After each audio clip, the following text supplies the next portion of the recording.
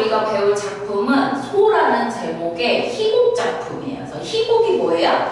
극갈래. 극갈래. 문학의 갈래 4개 중에 극갈래가 있었죠. 극갈래에서 대표적으로 희곡은 연극의 대본, 시나리오는 영화의 대본이었죠. 그래서 이 소는 우리가 이 소예요. 그래서 소가 주인공인가? 뭐가 소가 중요한가? 소가 무슨 뜻이지? 이걸 머릿속에 가지고 이 작품을 읽어야 돼요. 왜냐면 제목이 우리에게 의미하는 바, 시사하는 바, 상징하는 바가 뭔가 이걸 알아야 돼. 그래서 이 작품을 일단 배경을 한번 봅시다. 읽기 전에 배경을 보면 훨씬 이해하기가 쉬우니까 배경은 우리가 많은 배경들이 있지만 기본적으로 시간적, 공간적 배경은 기본적으로 파악을 해야죠. 시간적 배경은 보면 일제, 일본이란 말이 나와요. 그 다음에 지주, 마름, 소자기, 도지 이런 용어들이 나오는데 이걸 봤을 때 1930년대를 배경으로 했다라고 할 수 있어요. 자, 1930년대는 우리가 일제 치하가, 일제 강점기 1910년부터 몇 년까지 있었어? 45년까지 있었어. 그 다음에 광복이 일어났죠. 근데 그 중에서도 좀 중후반기에 해당하는 거예요. 그래서 일제 강점 수탈이 더 심해지고 우리 농민들이 피폐, 주로 그 당시에는 농업이 우리 주 생산 계층이었으니까 그게 피폐해졌단 말이야. 그 시대를 배경으로 하고 있고 그 당시에 농사를 어떤 동료가 같이 지었어? 소랑 같이 지었잖아. 소가 없으면 농사 짓기 힘들었단 말이야. 그리고 소는 우리와 같이 농사를 짓는 존재고 대상이고 그 다음에 우리 농민에게는 또 가족과도 같고 부하도 같단 말이야. 그래서 이 소가 상징하는 게 무엇인가? 선생님 지금 힌트를 많이 줬어. 그 다음에 공간적 배경은 방금 말했듯이 농촌, 어느 한 농촌 마을이죠. 여기서 벌어지는 갈등이 뭔가, 문제가 뭔가, 상황이 뭔가를 파악을 해야 되고 그 다음에 또 소설도 그렇지만 우리가 극갈래, 희곡 작품을 봤을 때 인물들 이름과 그 관계도 알아야 돼. 그 관계. 그래서 인물이 이제 막 나오는데 소설이랑 극갈래를 읽다 보면은 이 사람이 뭐고 이 사람이 뭐고 이거 헷갈려버리면은 어렵단 말이야. 파악이 안 된단 말이야. 그래서 일단은 국서가 나와. 국서가 아버지인데 그 다음에 국서 엄마, 국서의 아내, 처가 나오고 아들이 2명 있어. 근데 둘 다 똥으로 끝나. 똥. 옛날에는 이렇게 이름을 개똥이다, 말똥이다, 소똥이다 이렇게 지었단 말이야. 그래서 형이 누구냐면 말똥이, 동생이 개똥이야. 헷갈리면 안 돼. 이렇게 이름을 촌스럽게 지어야지 오래 산다고 생각을 했단 말이야. 근데 이 말똥이랑 누구랑 서로 좋아하냐면 귀차니즘이야? 아니, 이제 귀찮게 여겨서 성가스럽게 여겨서 딸 이름을 또 귀찬이라고 지었어. 그래서 이 둘이 지금 서로 좋아하는데 이제 뭔 문제가 생겨버렸어요. 그게 뭔지 보고. 그리고 국서의 동생이 누구냐면 국진이야. 국진이가 국서에게 지금 이 상황을 해결하려면 소를 파는 방법밖에 없다라고 국서를 설득을 해요. 그래서 이제 그 인물의 이름, 이 관계를 대충 배경을 가지고 한번 읽어보도록 합시다. 그래서 이 작품에서 작가가 말하고자 하는 게 뭐였냐? 그 다음에 일제시대의 시대적 배경, 상황을 나타내는 단어를 통해서 그 당시의 모습을 추측하는 거, 그것도 중요하겠지. 자, 보자. 젊은 일꾼이, 아니, 대개서들 아직 모르고 계십니다. 그래요? 아래게 말똥이가 콩밭에서 가는 귀찬이 짐을 받았더요. 그걸 봤대요. 원래를 해서 이 둘의 관계를 짐작하게 한다. 근데 그때 왜 말똥이가 울어? 또 근데 콩밭에 귀찬이? 아니 건너지 귀찬이라는 말이지? 해서 여기는 이제 우리가 비속어가 많이 나와요. 그 다음에 이거에 관련된 문제도 있어. 젊은이고 압류. 그 다음에 개똥이. 둘째 아들이자 동생이라고 설명이 냈네. 어제 저녁에도 저 아래 대감나무 밑에서 개하고 살짝이 만나는 것을 내가 봤어요. 바로 어제 저녁이에요. 그래서 대감나무는 성스러운 나무를 말해요. 무당이 굿할 때 신을 부르는 말이 대감이고, 그래서 그 대감이 붙어있다는 나무 상식적으로 알고, 그 다음에 그 아내가 그럼 그렇다고 왜 진작 대주지 않고 그저 두 놈이 똑같아? 그래서 그 말을 왜 하지 않았냐 답답해하고 있죠. 개똥이가 그런 소리 대주다가 형한테 혼나게 모르는 소리만 형이 어떻게 힘이 세다고 그래. 바로 대마도 같은데 여기서 대마도는 1905년에 제작된 영화예요. 그 당시에도 영화가 있었어. 그러니까 힘이 세다는 걸 이렇게 비유해서 말을 하고 있어. 또 국서가 이 자식 제 주제 뭐 호박씨 갖구다. 떡국 농가는 있어서 그래서 떡국 농간이 있다는 거는 뭔가 재질은 부족하지만 오랜 경험으로 잘 처리해 나간다 이런 뜻이에요. 그래서 에이그 저게 그래도 여자는 쫓아다니네 그러면서 에이 사람 못된 자식 이렇게 말을 하고 있어요. 그래서 이제 국서가 자기 이 말똥이랑 개똥이를 막 혼내고 욕을 막 해요. 상스러운 욕. 근데 그게 진짜 미워서 그런 건 아니다. 옛날에는 이렇게 했다. 그래서 이게 정말 미워하는 거에 아닌지 우리가 알아야 돼. 그 다음에 국서 아내가 귀찬이 아버지가 아까 그랬는데 읍내 낙가무라 상한테 말해서 그 애를 일본의 동그라미 그 당시 시대 상황을 알고 있죠. 귀찬이 아버지가 일본에 나카무라 상한테 얘를 판대. 왜? 돈 때문이겠지.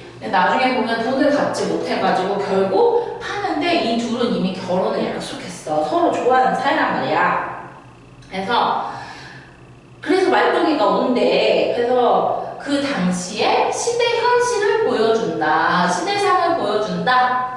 우리가 여기서 파악을 할 수 있고 일제강점기에 그 당시의 모습을 보여주고 딸을 파는 그런 시대예요. 근데 늙은 일꾼이 뭐라고 그러냐면 땡 잡았다고 말을 해. 그러니까 그게 이제 너무 비일비재 자주 일어나서 오히려 이렇게 표현을 하고 있지. 참 슬픈 현실이지. 딸을 팔아야 되는데 팔린 게 오히려 땡 잡았다고 말을 하고 있으니까. 그 다음에 젊은 일꾼이 말똥이를 만나니까 그 말을 귀짠이한테 어제 들어서 그렇게 울고 있구만 그런 게지 말똥아 하면서 그 이유를 이제 설명을 하죠. 그래서 내 말똥이가 막 2,000냥 몸값으로 팔려간대요. 40원에 사람이 팔려간대. 그래서 이제 말똥이가 설명을 해준대. 대감나무 밑에서 그려주시오. 그 망하려니 그 죽이려 그 망하려니 하면서 이제 막 분노, 좌절 뭐 이런 것 때문에 지금 슬프고 난리가 났어.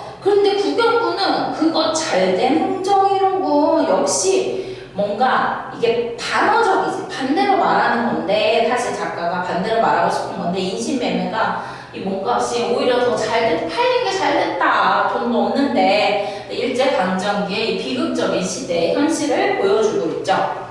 그러면 이제 국서 아버지가 물어. 너 귀찮냐고 약속한 일이 있니? 왜 그렇게 운다냐? 그래서 말똥이가 서로 아버지 어머니한테 말해가지고 철석같이 약조했수. 결혼하자고 해놓고선 그년이 그래요.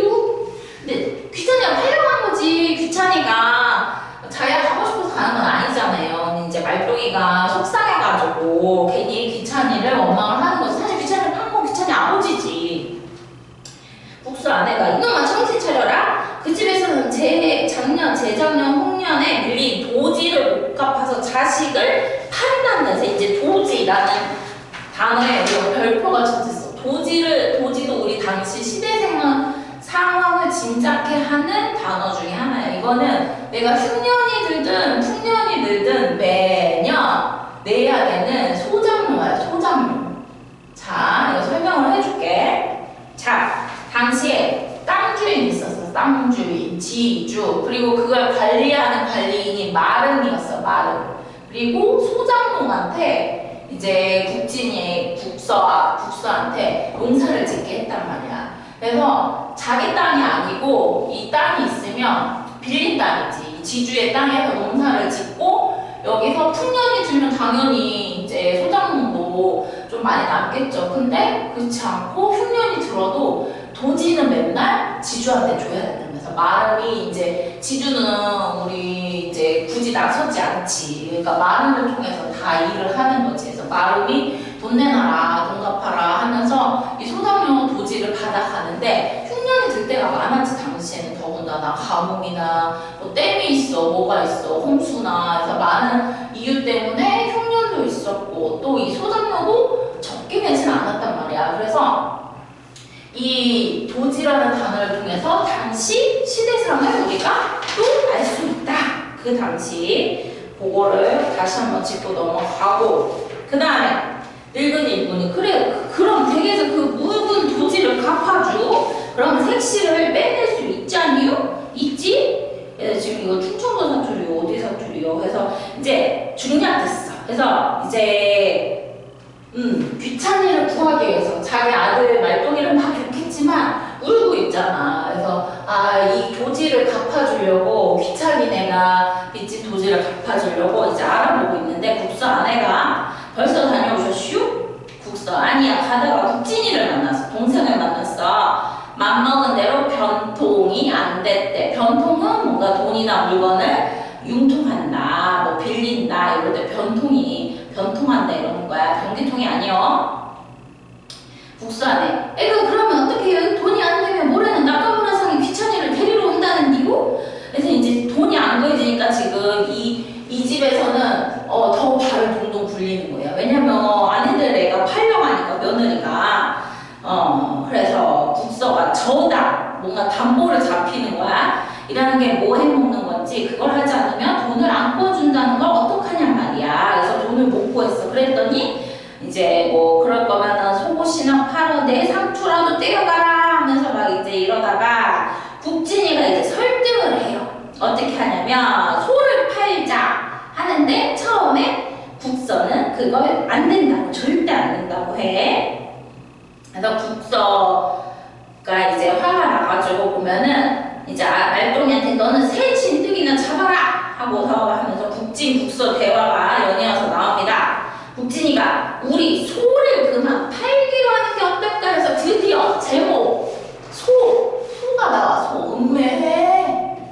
이거는 우리 당시 이제 쭉 보면 민족 우리 농사지을 때 꼭 있어야 되는 농촌의 필수 동물인데 가축인데 우리 민족을 상징한다. 그래서 이 소를 다 당시 농민 다 가진 것도 아니었고 소가 있으면 그래도 좀 부유하다 이렇게 여겼단 말이야. 근데 이 소를 판다는 거는 정말 큰일이었어요. 그래서 옛날에 선생님 부모님 세대만 해도 큰 목돈이 필요할 때 정말 울면서 소를 팔았단 말이야. 그래서 소가 없으면 농사를 지을 수도 없고 지금처럼 뭔가 건물이 재산의 척도가 아니라 소가 몇 마리냐 이것도 중요했단 말이야. 이게 이제 가난한 소자농 치고 뭐 한 마리 가지고 농사를 짓는 거지.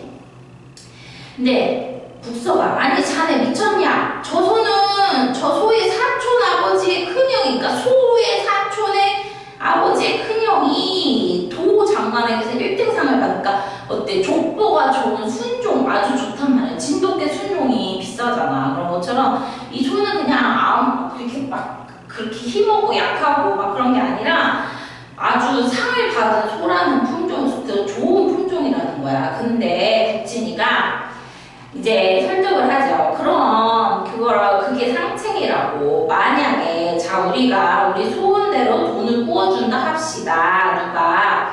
그래서 어떤 상황을 가정하고 있어. 여기 말하기 방식에 대한 문제가 뒤에 나옵니다. 그러면 생각해보세요. 대체 그 비싼 별리, 이자 그 별리를 우리가 어떻게 갚아낸단 말이야. 만약 우리가 어쨌든 돈을 빌렸어 누구한테. 근데 그 이자도 줘야 될 거 아니야. 나중에 별리가 온전히 별리를 낳아서 급기야는 결국 소를 팔게 될 것이다. 이렇게 말을 하고 있어요. 그치 지금도 그렇잖아. 우리 너무 큰 돈을 빌리면 그 돈을 갚기 위해서 또 돈을 빌리고 또 그 돈을 빌리고 그래서 우리 그러면 그런 일은 절대 안 돼. 그래서 그러니까 소를 지금 파나 그때 파나 매 한 가지다. 어차피 돈을 빌리면 이자를 대야 되고 얼마나 이제 방법이 사실 없다는 거야. 그래서 지금 팔아서 차라리 이자 없이 그걸로 우리 저기 귀찬이를 구하자 이렇게 말을 하고 있어. 했더니 국서가 안 돼! 라고 처음 거절을 하지. 그러면서 이유가 뭐냐? 소는 농가의 명줄이야. 소 팔고 잘 되는 놈은 집안에 복음이 없어. 그래서 그 당시에 이 소라는 존재가 진짜 가족과도 같고 이 농촌의 어떤 삶의 기반 같은 농촌의 삶의 기반 같은 존재였단 말이야. 단순히 가축이 아니란 말이야. 그 다음에 우리 민족의 혼을 상징하고 있어. 혼이라는 건가? 우리 영혼할 때 혼. 민족의 정기, 꺾이지 않는 영혼, 그런 보이지 않는 정신적인 측면을 의미하고 있단 말이야. 그랬는데 부친이 그래도 자식보다 소중하지 않겠어요. 자식이 저렇게 울고 있고 자식이 사랑하는 애가 팔린다는데, 그래서 북서가 이제 마음을 좀 돌리죠. 아직은 안 돌리고 세상에서는 자식 있는 것보다 송아지 가진 걸 더 중하게 여긴다 하면서 그 얘기를 동네에서는 소가 있다고 부자라고 해주고, 그 다음에 또 막걸리도 외상으로 할 수 있다고. 왜냐면 소가 있으니까 사람들이 그렇게 여긴다는 거야. 그래서 근데 부친이가 물론 그렇지만 그렇다고 해서 그걸 참고 계집애를 주려고 하지 않았어요. 그러니까 팔자. 이 판에는 어쩔 수 없다. 이렇게 말을 하고 있어요. 그랬더니 북서가 제정신이냐? 그러면서 안 된다! 라고 말을 했더니 국진이가 계속 설득을 해요. 자, 뭐라고 하냐면 우리 노님자가 그걸 결국은 가만히 두지 않는다. 그러니까 지주가 물론 이 극에서 우리 연극을 한다고 생각을 했을 때 지주라는 인물이 등장인물이 나오진 않는데 말에 언급이 된다는 거죠. 그래서 이것과 관련된 작가의 의도, 서술 방식에 대해서 문제가 나와요. 노님자가 결국은 뺏을 것이다. 왜냐면 우리 집도 지금 묵은 도지가 있다는 거야. 귀찮은애도 도지 때문에 딸을 팔았고 우리도 도지를 지금 갚지를 못하고 있는데 언제든지 지주가 맘만 먹으면 우리 소를 가져갈 수 있다는 거야. 그 도지를 핑계 삼아가지고. 그래서 금년 안으로 받아내려고 하지 않겠어요? 그래서 내년부터 무슨 법령이 갈린대. 그래서 이걸 핑계를 두고 걔네들 분명히 그걸 핑계로 두고 우리 소를 뺏을 것이다. 그래서 그 법령이 뭐냐면 우리 1934년에 있던 법인데 조선총독부, 그러니까 일본 사람들이 했던 조선농지령이라는 법이래요. 그래서 이거 몰라도 뭔가 우리 소작농들, 농민에게는 매우 불리해. 그런데 결국은 우리 쌀 가져가고 가축 가져가고 사람들 징병해가고 그 다음에 쇠고치도 다 가져가고 모기 만든다고 해서 모든 걸 다 뺏어갔잖아요. 그래서 이 법령이 뭔가 공정하고 지금처럼 제대로 된 법령이 아니라 농민들을 더 어렵게 만드는 거였단 말이야. 그래서 이것 때문에 결국은 우리 소도 뺏기게 될 것이다 라고 말을 하고 있어. 그래서 국수 안에가 참 아까 마름이 여건 노허구 가지를 않았다고 그 묵은 도지 때문에 이 마름이 이제 지주 대신 와가지고 막 화낸 거야. 언제 빚 갚을 거야? 도지 갚을 거야. 근데 얘들아, 소장농이 게을렀어? 일을 안 했어? 열심히 안 살았어? 열심히 농사를 짓고 열심히 산단 말이야. 농부는 부지런해야지 농사를 지을 수가 있어. 근데 비도 안 오고 소출이 없고 생산량이 없으니까 못 주는 건데 그거를 계속 쪼아낸단 말이야. 돈 내놓으라고 땅을 빌려줘 놓고. 그러니까 흉년이 들면은 소작료를 감해주거나 좀 늦춰받거나 해야 되는데 그런 상황을 고려하지 않고 무조건 도지를 받아내려고 한단 말이야. 그래서 이거는 어떤 상황이야? 이런 상황 자체가 어떤 누군가 이 소작농의 잘못이나 게으름 때문이 아니라 우리가 뒤에서 보면은 구조적 모순이라고 해요. 그 당시 구조적, 시대적인 구조적인 모순이다. 이건 어떤 한 사람, 농민들이 문제가 아니라 이 구조적인 게 잘못되어 있다는 거. 사회 구조가. 아니 땅을 빌려줘 놓고 농사가 안 될 때도 있는데 그걸 감안하지 않고 무조건 소작료를 걷어간다. 매년이야. 걷어간다는 거는 불합리하다. 문제가 있다 라는 거지. 자, 그래서 국지는 보니까 악바리한테 걸려서 큰일 났다. 악바리가 뭐야? 나쁘다는 거지. 형님 이럴 적에 마음을 뚝 잘라버려요. 그러니까 이제 계속 설득하고 있어. 소에 대한 애착을 지금 잘라버려라. 그래서 국서가 맞아. 우리도 묵은 도지가 걱정이요. 그래서 그랬더니 국진이 그리고 어디 자기 소가 있어야 농사를 지으란 법은 없죠. 명년부터 내년부터는 남의 병작소, 그러니까 빌려서 우리가 농사는 지어야 되니까 기르는 대신에 나중에 그 또 이익을 주인이랑 나눠 가져야 돼. 이거라도 먹이죠. 그래도 농사 짓는 데는 걱정 없지 않아요.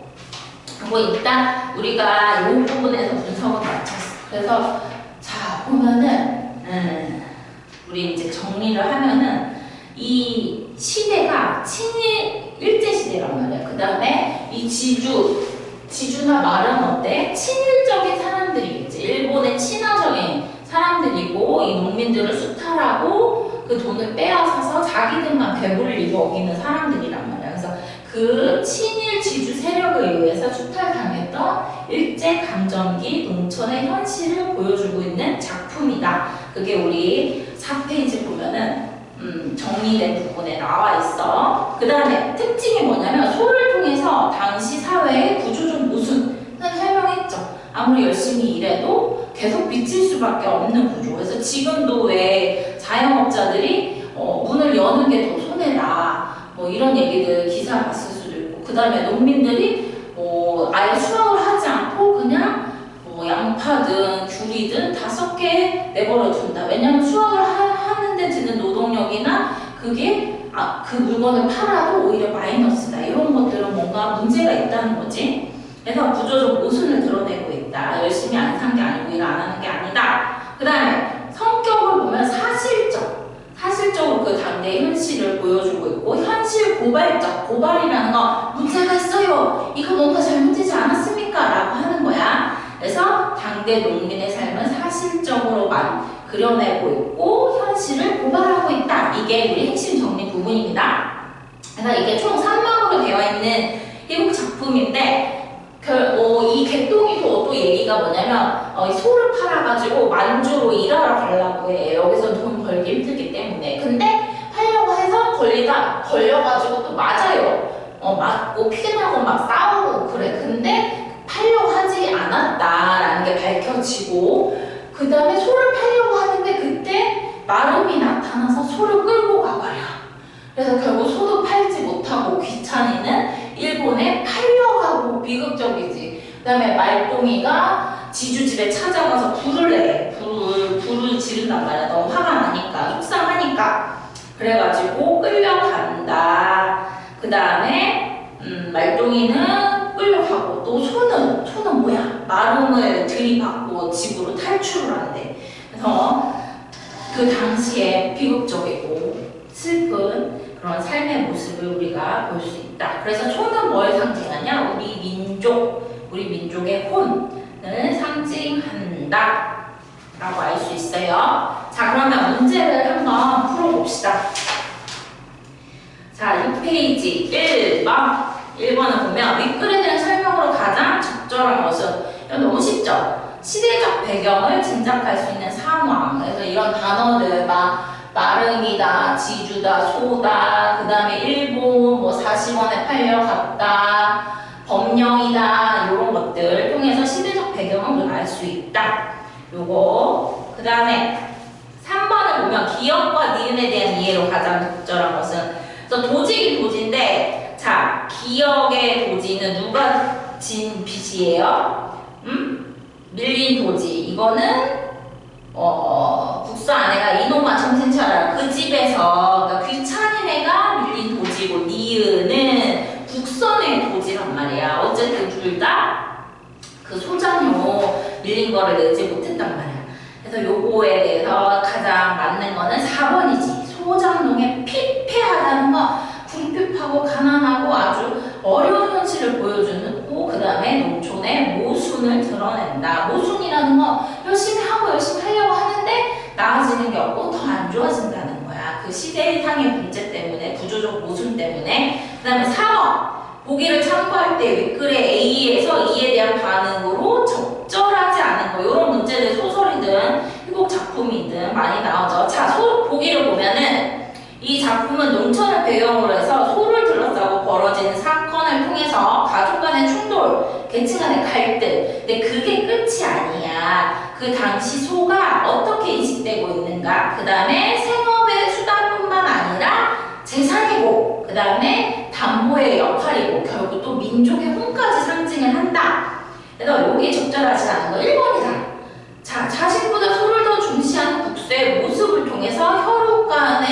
인정이 메마른 농촌의 현실. 초반부는 좀 그랬어. 팔기 싫어했어. 근데 결국은 팔려고 해요. 그 다음에 인정이 메마른 농촌의 삶의 현실? 아니야. 이거는 주제와 이 희곡 작품과는 상관이 없는 딴소리예요. 그래서 이거 잘 생각하면 아닌 거 알 수 있고 나머지는 다 맞지. 그 부분에 대해 맞는 거야. 그 다음에 5번.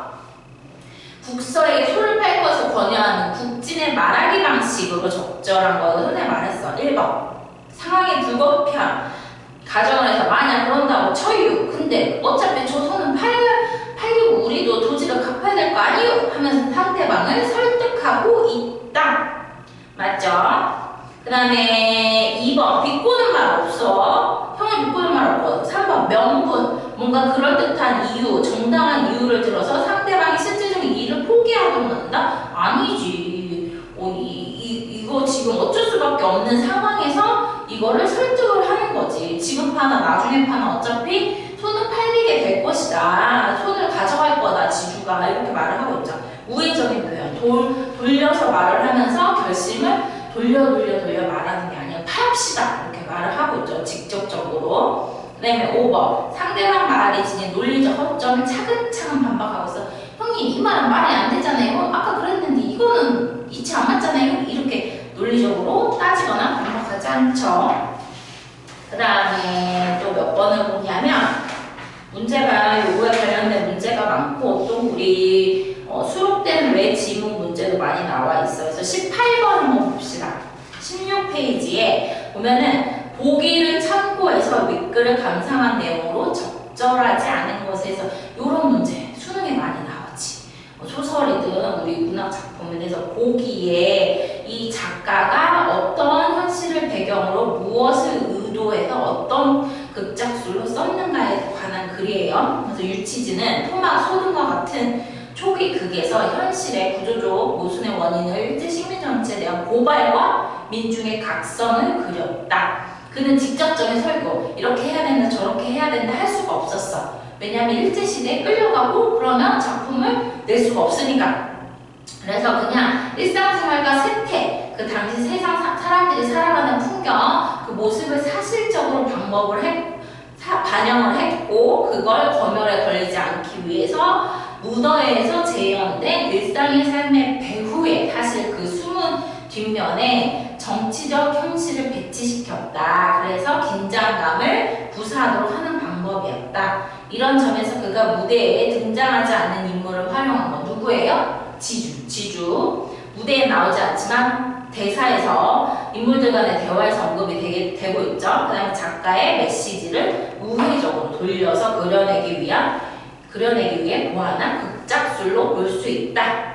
자, 이게 이제 전체적으로 이 작품을 이해하는데 우리가 도움을 받아요. 그래서 만약에 이런 문제가 먼저 나오면 이런 문제를 먼저 읽고 다른 문제를 풀거나 지문을 읽을 때 훨씬 이해가 빠르죠. 그래서 다음은 뭐야? 2번이지. 사회 구조의 문제를 개인의 문제로 돌리는 국서를 통해 작가는 농민층의 현실인식 결여를 안타까워하고 있다. 이게 민중이 각성해야 된다. 민중이 깨어나야 된다. 그것 때문에 헷갈릴 수가 있는데 사회 구조의 문제라고 했지 그게 어떤 한 사람의 문제가 아니야. 그래서 그 문제를 돌리지 않았어. 개인의 문제로. 그 다음에 농민층의 현실인식의 결여가 아닌 이거를 안타까워하고 있을 수도 있어. 앞에 민중의 각성을 하지만 무게중심, 주안점은 그 당시 구조적 모순을, 현실을 고발하고 싶었다. 그렇기 때문에 우리 민중들이 좀 더 깨어서 이거 문제를 인식해야 된다. 이렇게 말하고 싶었던 거지. 그리고 이걸 직접적으로 말할 수 없기 때문에 배우의 그것들을 설정을 해놨다. 그게 이 보기에 잘 설명이 되어 있어요. 그래서 나머지 문제는 우리가 다 한번 풀어보고 문제를 풀지 않으면 우리가 이게 내게 되지 않아요. 그리고 문제만 풀다 끝내면 또 그게 소화가 안 돼요. 문제를 풀고 왜 맞았는지 왜 틀렸는지 분석까지 끝내야 합니다. 자, 이 작품도 여기까지 일단 마치도록 하겠습니다.